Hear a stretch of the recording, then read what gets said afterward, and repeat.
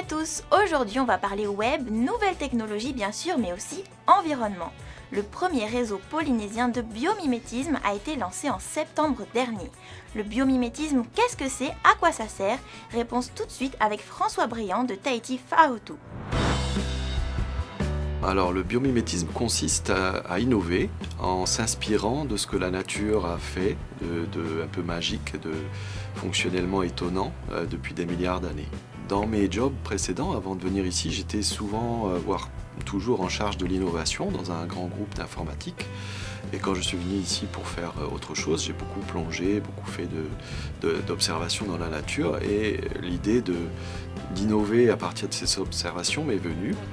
Et du coup, j'ai recherché un petit peu à développer une méthode et j'ai découvert que ça existait déjà, qu'il y avait un institut, le Biomimicry Institute aux États-Unis, qui avait développé tout un tas d'outils, de bases de données, de méthodologies. Et donc, j'ai proposé à un certain nombre d'amis intéressés par le principe d'utiliser cette approche. Et ce qui a fait que petit à petit, on a créé un groupe de 20, 30, 40 personnes. Et pour le lancement de septembre, on était une cinquantaine de personnes intéressées à promouvoir cette approche. Alors en Polynésie, en fait, ce qui est étonnant, c'est la richesse de la nature, hein, comme on le sait tous.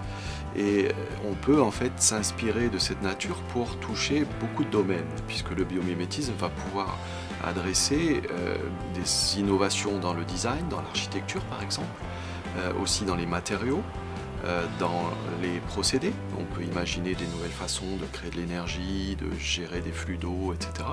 Et enfin dans les systèmes, donc tout ce qui est écosystème, aussi bien pour l'habitat par exemple que des systèmes complexes, des drones inspirés de la nature, sont aujourd'hui des sujets d'innovation inspirés par le biomimétisme. Le premier pilote qu'on a décidé de faire en partenariat donc avec le pôle Tahiti Whāotu, avec l'université de Polynésie, avec des chercheurs du CRIOB et aussi un club de plongée Eleutera, c'est autour du corail. On va créer tout un tas de contenus pour observer le corail avec ce regard d'innovation. On va mettre en place aussi une plateforme d'outils, de méthodologies adaptées à la Polynésie pour que d'autres entreprises puissent le faire sur ce pilote. Et on va aussi travailler avec le CRIOB donc sur comment utiliser le biomimétisme pour mieux faire des recherches et en particulier les nurseries de corail pour restaurer les barrières de corail, les récifs coralliens. On va utiliser le biomimétisme pour travailler là-dessus.